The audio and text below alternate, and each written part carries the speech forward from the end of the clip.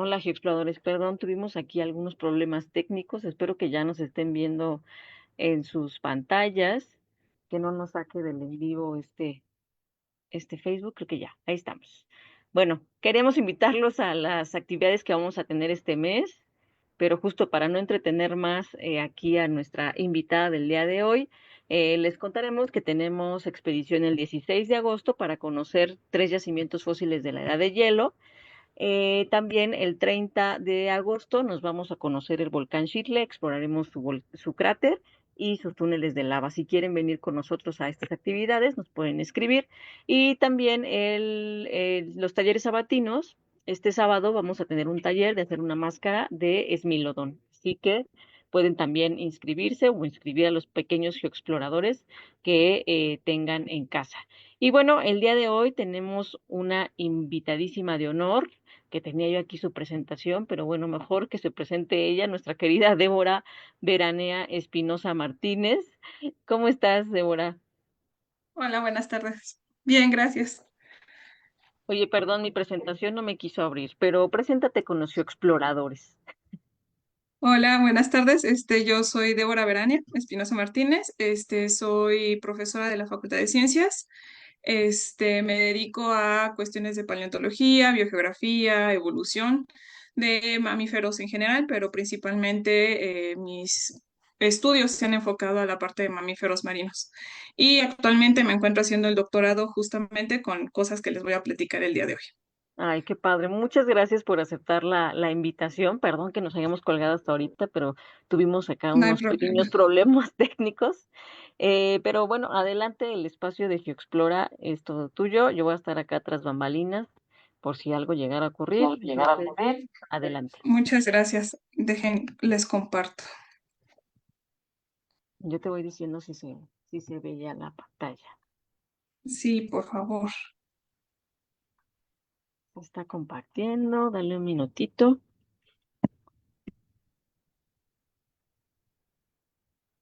Listo, ahí ya vemos la pantalla y nada más hay que hacerla grande. Sí, ahí va. Ahí va. Ahí está. Ahí está, perfecto.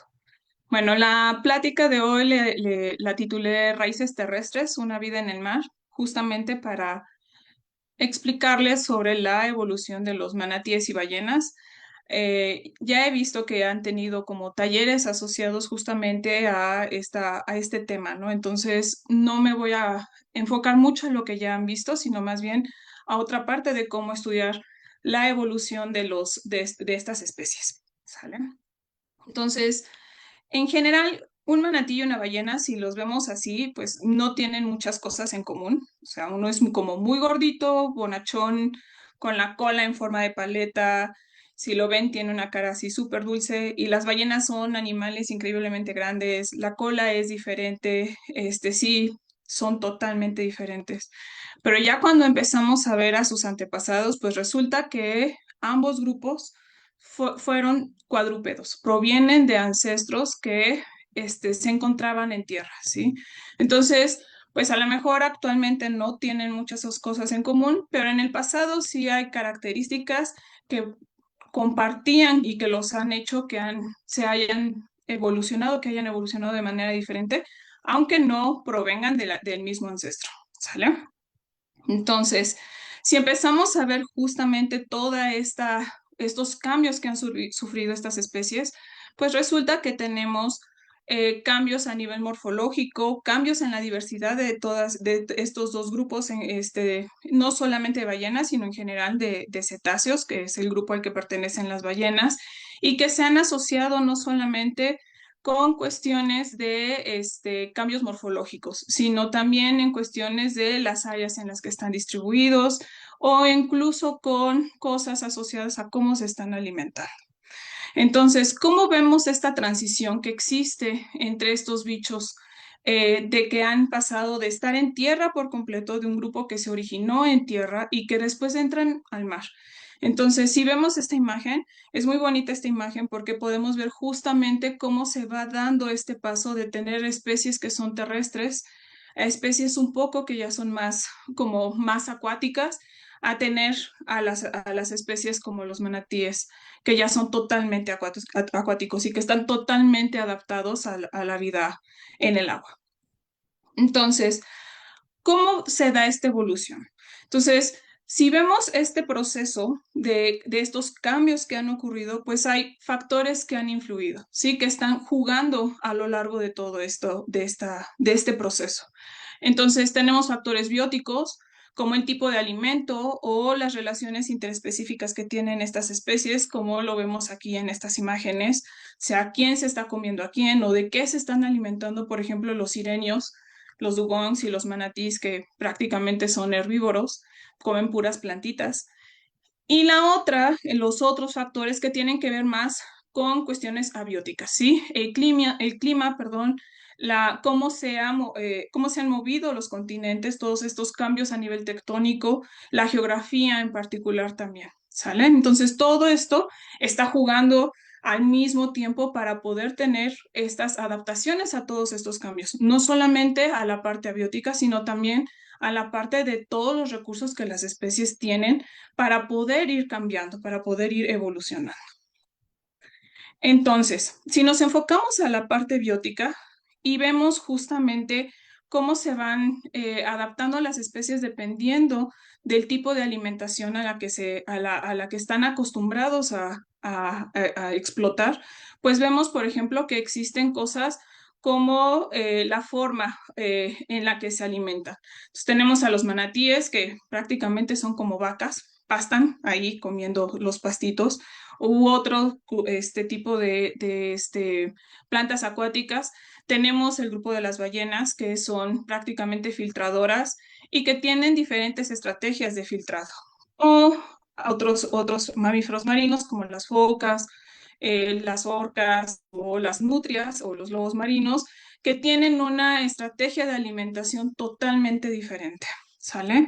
Entonces, todo esto está asociado a cómo se alimentan, de qué se alimentan y cómo van a irse adaptando a esto. Entonces, para poder estudiar todo esto, los biólogos hacemos uso de un montón de cosas para poder determinar cómo han ido evolucionando todas estas estrategias de alimentación.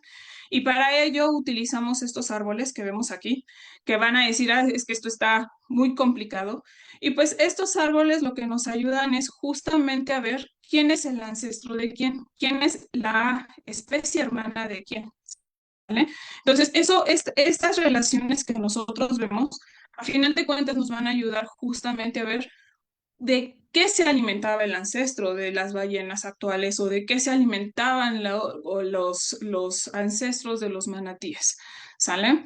Entonces, si vemos, por ejemplo, de este lado que tenemos a las ballenas en general, a todos los misticetos, pues tenemos una estrategia de alimentación particulares y podemos ver todo ese cambio a lo largo de la historia evolutiva de las ballenas. Entonces, ya no solamente necesitamos ver los fósiles, que son súper útiles para poder ir haciendo estas relaciones, sino que también lo podemos ver o lo podemos analizar desde otra perspectiva para poder justamente tener como toda la historia completa, ¿sale? Y de este lado tenemos a todo el grupo de los odontocetos, que son los delfines, los cachalotes, los sifios, etcétera, etcétera. Entonces, podemos ver desde la perspectiva de los misticetos que el ancestro básicamente era una ballena que tenía una estrategia totalmente diferente a lo que nosotros podemos ver con las especies que son más recientes, que son todas estas que tienen los círculos negros, ¿sí? Y que son todas las ballenas filtradoras. Y al mismo tiempo podemos relacionarlo con las presas, ¿sí? Si son peces, si se alimentan de zooplancton, si se alimentan de invertebrados bentónicos o una combinación de todos estos. O la otra, podemos ver en esta imagen de acá, pues no solamente la estrategia de cómo capturan a las especies, sino también las modificaciones que han tenido en la dentición estas ballenas, ¿sí? De tener en el caso de las ballenas barbas a pasar a los sifios que tienen una dentadura muy reducida y solamente unos cuantos dientes que son como estos colmillitos que vemos por acá, o tener a los delfines que su dentición son puros dientes en forma de cola.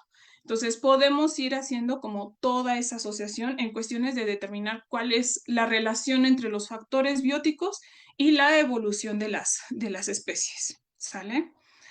En el caso de los manatíes y de los dugongs, esta parte de poder analizarlo de cómo se ha hecho con los demás, con el grupo de los cetáceos, pues no ha sido como tan explorado. La verdad es que se han hecho como un poquito de lado, pero a final de cuentas sí hay una forma de poder determinar cómo son las estructuras a nivel craneal o a nivel de la dentición de los bichos y poder ver de qué se alimentaban, ¿sí? Y si esa alimentación a la que están sujetos está asociado, en este caso, por ejemplo, con cómo está el rostro, cómo se fue doblando el rostro, ¿sí? O incluso podemos ver a lo largo del tiempo qué tipo de plantas estuvieron asociadas a esos cambios, ¿sí? A lo largo de toda la historia evolutiva de las especies. Los cráneos que les pongo acá arriba es el manatí que se encuentra en el Amazonas, el dugong y la vaca de Steller. Entonces, si se dan cuenta, tienen, bueno, los manatíes que tienen puras muelas, no tienen otro tipo de dientes, no tienen incisivo, no tienen caninos, solamente tienen muelas. En el caso de los dugongs que tienen muelas y además tienen los incisivos que se localizarían en esta parte. Y en el caso de la vaca de Steller que de plano perdió los dientes. Entonces, si empezamos eso a verlo y vemos de qué se alimentan, pues resulta que los manatíes pueden alimentarse de pastos marinos, pueden alimentarse de cualquier otra planta acuática que se encuentre en el área donde se distribuyen o incluso se pueden alimentar de las hojas de los árboles que caen en el área de donde se encuentran los estuarios. Contrario a lo que ocurriría con los dugongs, que se alimentan únicamente de pastos marinos. Y entonces los incisivos que tienen en la parte frontal, pues a final de cuentas les ayudan justamente a sacar los pastos para poderse alimentar de los rizomas, que es de lo que principalmente se alimentan esta especie. Y en el caso de la ballena, de la vaca estelar, perdón, esta especie se alimentaba de algas, ¿sí? De estas algas enormes que forman los bosques de kelp. Entonces, como son las algas son como súper suavecitas, pues no era necesario estarlas masticando y masticando y masticando, sino lo que único que hacían eran aplastarlas. Entonces, tanto en la parte de la maxíbula como de la mandíbula, no tenían dientes y lo único que hacían era hacer esto, ¿sí? ¿Para qué? Para poder machacar las algas y poderlas tragar. Ahora, si vemos la parte abiótica, si vemos toda la parte de cómo han cambiado cómo ha cambiado el ambiente, cómo han cambiado la posición de los continentes y cómo esto influye en las áreas en las que podemos encontrar a las especies, pues vemos que también tienen ciertos factores. Ahora que se van a ir a su exploración en la era de hielo, pues resulta que también les pegó a los manatíes y a todos los sirenios en cuestiones de cómo se han ido distribuyendo. Durante el Pleistoceno, cuando baja por completo la temperatura, que es como en esta parte que vemos en esta gráfica, pues eso hizo que pues todo el casquete polar que se formó acá en la parte norte ayudó a que las especies empezaran a bajar, empezaran a distribuirse en zonas mucho más abajo. ¿Por qué? Porque son especies que buscan aguas calientitas. Entonces, eso también vean que tiene un efecto sobre la distribución y sobre las especies que se encuentran en cierto periodo a lo largo de la historia, no, pero sí de la Tierra. Ahora, entonces, ¿qué pasa en el caso de las ballenas y los delfines si consideramos estos cambios a nivel abiótico, estos cambios climáticos, estos cambios a nivel geológico? Pues resulta que nos afecta, o les afecta a ellos más bien, en toda esta parte de la diversidad de especies. Toda esta gran variedad de especies que nosotros podemos ver, pues va disminuyendo, va aumentando, dependiendo de cómo son estos cambios a lo largo de la historia. ¿Sale? Y en esta imagen que les pongo de este lado, que también es otra filogenia, otro arbolito de las relaciones que hay entre ellos, podemos ver justamente cómo se relaciona la geografía y el ambiente con las especies que nosotros vemos actualmente. Entonces, podemos tener especies, en el caso de los cetáceos, que son o que se pueden encontrar en áreas muy diversas, ¿sí? Son especies que están prácticamente en muchas áreas. Entonces, no hay una relación, por lo menos en este estudio, no se ve una relación en específico de que el ancestro de todo esto estuviera como restringido a un área en particular, sino que podía estar en un montón de áreas sin necesidad de verse restringida esa necesidad de estar ahí. Contrario a lo que pasa con el ambiente. En el ambiente sí hay una restricción a estar en un ambiente en específico para poder después diversificar, ¿sale? Y en el caso de los dugongs y los manatíes, igual, el ambiente pues también presenta modificaciones en la diversidad de especies, pero si vemos cómo han ido invadiendo, cómo se han ido metiendo en ambientes como la parte marina o el estar en aguas dulces o poder estar en ambos tipos de ambientes o incluso pasar justamente de tierra a mar, pues es todo un show en esta parte, ¿no? Entonces, esta imagen se las preparé así de rápido.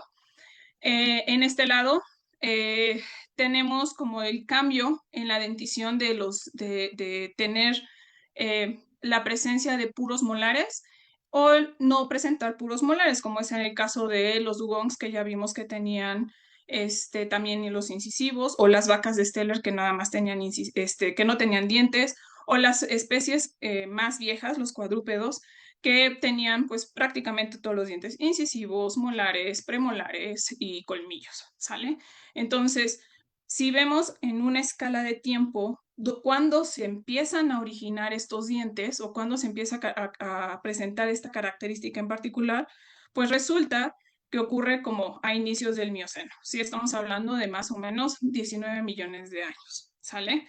Y si lo comparamos de este lado con los ambientes, si están en agua dulce, si están en agua salada, si están en tierra o si están en estuarios, pues resulta que vemos estos cambios, ¿no? Entonces, todo lo que ven en esta parte de este árbol, pues es el poder estar en un ambiente terrestre y en un ambiente marino. Todas las especies que tenemos aquí están en un ambiente marino, terrestre y de estuario. Todo lo que está en verde son todas las especies que son marinas por completo y justamente cuando se empiezan a presentar este tipo de dentición, pues resulta que se da una invasión al ambiente de agua dulce, ¿sí? Lo que está en azul es un ambiente de agua dulce.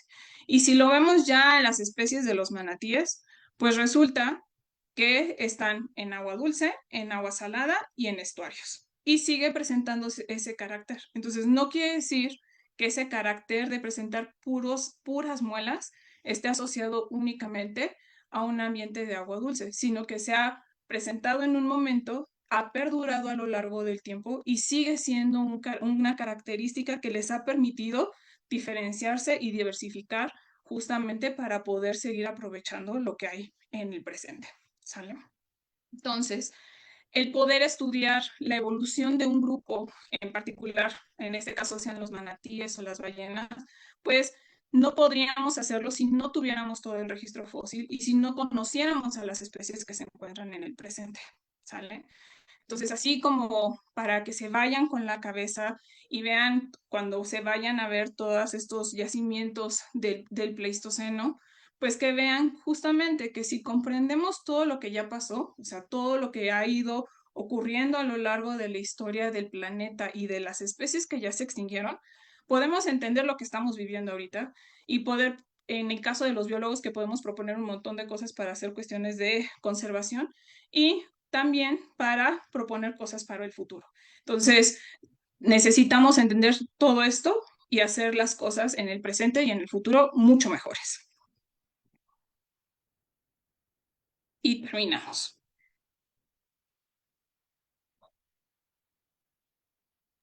Muchas gracias, Débora.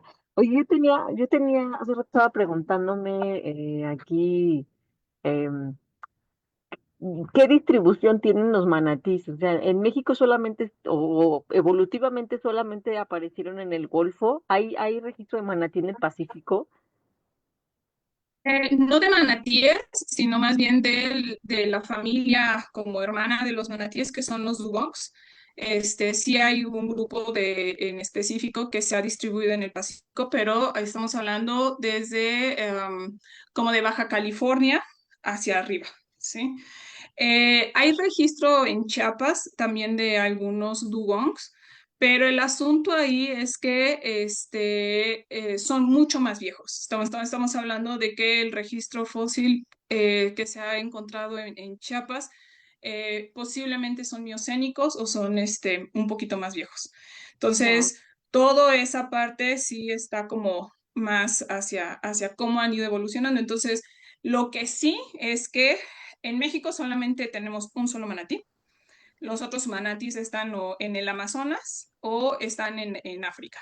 Entonces, el grupo de los manatíes como tal evolucionaron o toda su evolución se ha dado del lado del Atlántico, ¿sí? Toda esta parte del Caribe y toda esta zona. Y en Ujú. el caso de todos los dugóngidos, se ha dado del lado del Pacífico. Entonces sí hay como Ok.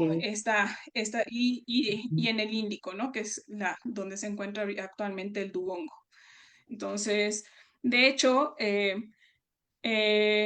hace mucho bueno, ahorita todavía sigo con eso, el doctor Domnin, que fue parte de mi comité de la maestría, que me invitó junto con el doctor Furusawa a describir una especie que está en Japón, pues resulta que aclararía mucho cómo está como toda la distribución justamente de algunas especies dentro del Pacífico Norte. Y el momento también en que se separaron, ¿no? O sea, como unos agarraron el Atlántico y otros agarraron el Pacífico. No sé si tenga que ver con el Istmo, el momento que se cierra, o ya desde antes ellos Pues dijeron, yo me voy por acá y tú por acá.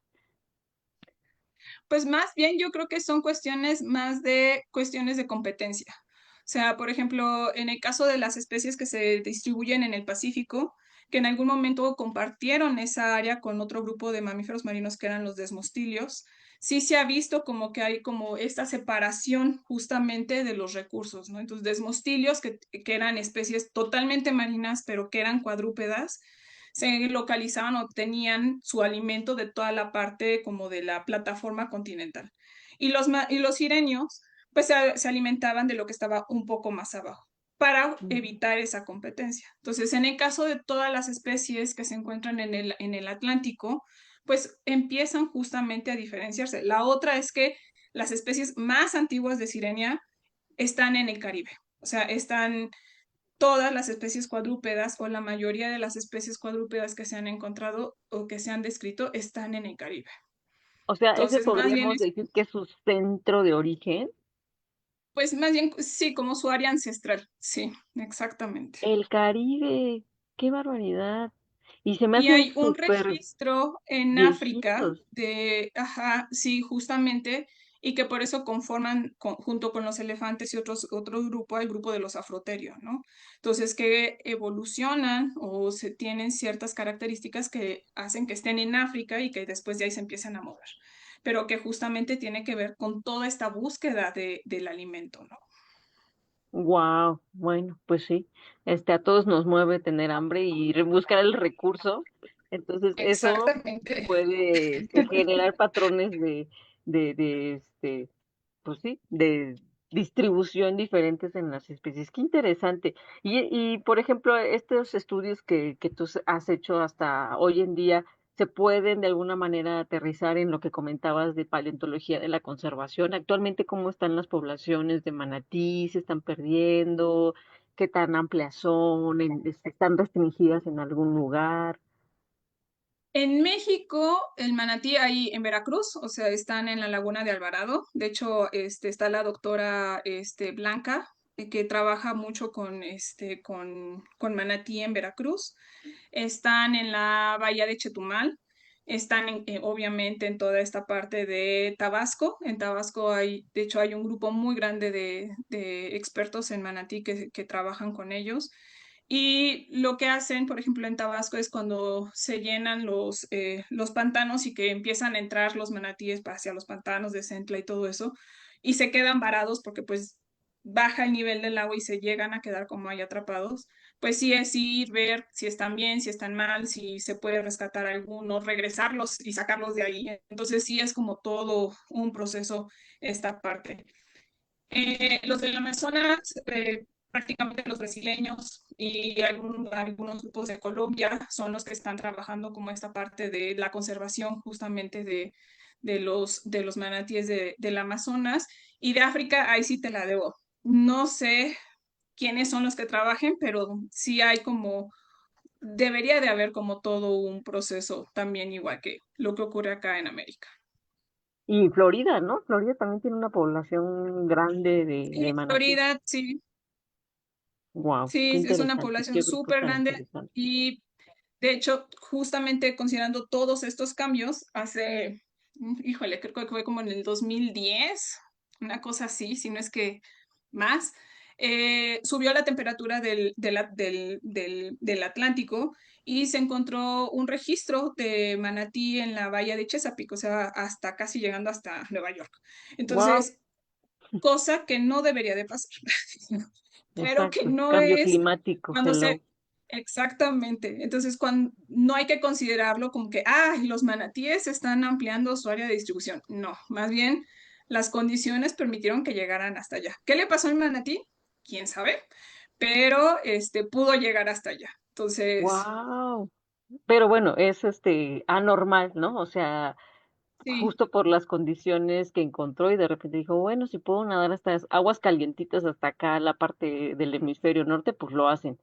Pero también, evidentemente, que nuestro planeta está cambiando, el clima, todos estamos pasando por un cambio climático y eso también va a modificar la distribución actual de los manatíes, de las poblaciones. exactamente.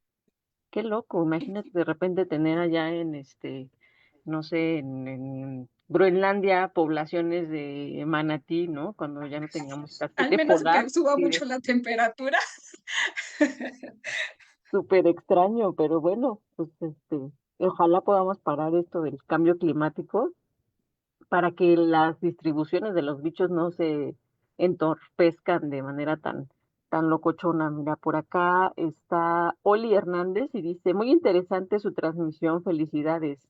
Alan Seda, Gracias. nuestro querido Alan, dice, saludos a todos. La historia de estos grupos son muy interesantes y lo mejor que aquí en México podemos apoyar a seguir descubriendo estas historias. Efectivamente que tenemos estos grupos que son pues raros, ¿no? Y los podemos estudiar desde sus poblaciones actuales hasta su registro fósil. ¿Y te ha tocado a ti entonces ir a investigar colecciones en otros países para poder ver registro fósil de manatís?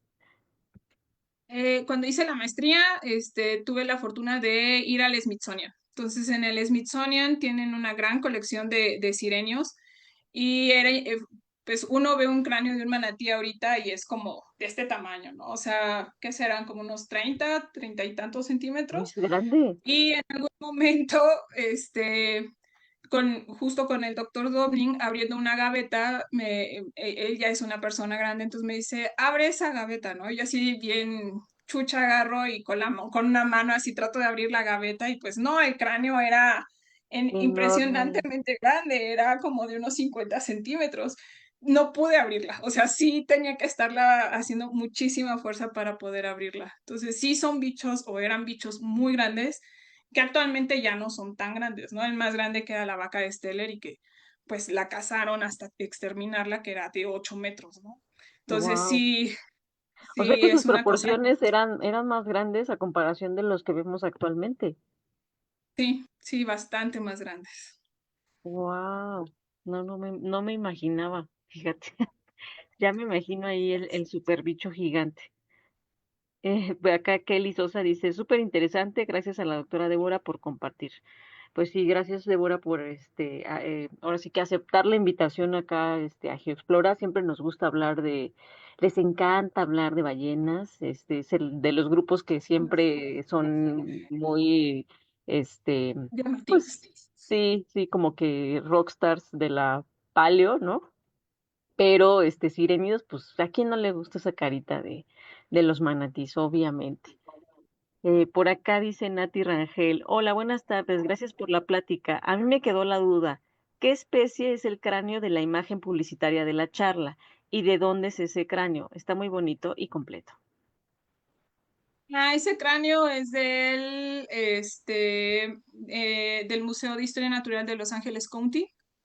Está a cargo del doctor Jorge Vélez, que es mi tutor ahorita en la maestría. Digo, en el doctorado, perdón, ya me estoy bajando. Este, fue uno de los que revisé ahora que fui a hacer una estancia con él justamente para poder estar. Y al parecer es ¿cómo se llama? Ay, se me fue ahorita el nombre, un metaciterio. Sí, estamos viendo todavía qué, qué ¿Y especie de es. dónde es? Ese es de ahí, de California, justamente. Ah, órale. Ujú, Wow, qué bonito, está súper conservado. Sí, yo también vi la foto y dije, sí, órale, está súper bonito. ujú, Qué sí, padre. Bueno, pues mira, acá también Jesús Ángel Bejar dice, hola, buenas noches, felicidades a la ponente. Quisiera hacer una pregunta. Él nos ve desde Perú. Ahorita escribe su pregunta y te la paso. sí, Y el de claro. Japón, cuéntanos cómo estuvo ese de Japón. Ha sido todo un proceso. Todavía no sale, espero que ya salga. Empezamos hace como, no te miento, hace como 4 años. ¿A describirlo? Y sí, porque hemos tenido varias broncas. Desafortunadamente el doctor Furusawa falleció. Entonces, muchas de las imágenes que nos están solicitando en las revistas, pues no las tenemos. Entonces, sí ha sido como todo un show poder tener como esas imágenes. Pero es una hembra con su cría. Entonces, es un Metaciterium también, es del grupo de los Metaciterium, de los dugóngidos, y resulta que está como la mamá y el bebé se quedó atorado a la hora de salir. Entonces, así se quedó el ejemplar. Y la historia es muy curiosa porque resulta que lo encuentran, el doctor Furusawa lo encuentra y deciden dividirlo y mandarlo a un montón de colecciones. Entonces, una parte está en una biblioteca, otra parte está en una colección, otra parte está en una escuela. No, hicieron Entonces, un sí, no, rompecabezas. sí, entonces, Uy, pues uno estando acá en México es relativamente complicado llegar a Japón. Y sí. el doctor Dominic, pues tampoco puede llegar a Japón tan sencillo, ¿no? Entonces sí es como, sí es complicado. Por eso no hemos podido terminar. Pero ya Uy. casi, espero que ya casi. Cuando lo saquen nos dices. Acá está la pregunta, mira. Dice, ¿existe alguna relación entre los manatís y los basilosaurus? No, a final de cuentas los basilosaurios son cetáceos, entonces más bien son grupos totalmente diferentes. Los manatíes son sirenia y los basilosaurus son cetáceos. Ujú, sí, Totalmente. no. Muy bien, pues muchísimas gracias, Débora, por venir y que no sea la última vez. Cuando tengas No, ese con de mucho. Japón, nos encantaría conocer la historia y que nos Les enseñes fotos. Me presumiré. puedo imaginar que el ejemplar estar precioso. Y es Sí, bonito. nos vienes a platicar, sí, nos vienes a platicar de Sí, ese con cuando mucho puedas. gusto. Ojalá que ya Sí, lo terminen y que salga la sí, publicación. ya les contaré. Vale. Y Va, si van en muchas sus gracias. expediciones ahora al AIFA, Ujú. una de las salas, yo hice el audio de una de las salas, entonces se escucha como ¿Cuál? todo un Dinos. día en el Pleistoceno, entonces sí, cierren los ojos e imagínense que están en el Pleistoceno. ¿En cuál de las salas hiciste el audio? Es un pasillo como de la diversidad de la Mm, megafauna y está un mamut, está un dientes de sable y no me acuerdo qué otra cosa hay en esa salita. Se ve muy oscuro porque justamente entras y las luces están bastante oscuras, pero el audio, sí, ese yo lo hice. Ay, pero nunca he escuchado una voz, siempre ponen como Son sonidos de ambientado. aves. Sí, sí, Ah, yo la ambienté. Ujú, fui la ah, encargada, así que sí, échenle imaginación, oye, a ver qué tienes que escuchan. venir a platicarnos de eso. ¿Cómo fue el proceso? Con No mucho sabía gusto. que tú lo habías hecho. Sí, Ay, pues mira, pasamos por ahí cada que vamos a visitar en la IFA. Y nos gusta mucho. La verdad es la parte que más le gusta a la gente. Ese pasillo que justo te hace pensar cómo sería un día en el lago de Xaltocan, ¿no? Rodeado de megafauna. Y está muy bien ambientado. Ah, muchas gracias. Sí, soy la culpable. Ay, mira, no sabía. Muy bien, muy bien. Pues muchas gracias. Gracias, Débora, por venir a platicarnos de manatís. De nada, con un placer. Bueno, exploradores, esperemos que les haya gustado esta plática. Y la próxima plática va a ser de dinámica de poblaciones en hadrosaurios mexicanos. Así que no se lo pierdan. Este paper acaba de salir, así que también nos lo van a venir a platicar. Y nos vemos el jueves a las 18 horas por acá, por el Facebook de GeoExplora. Gracias por venir.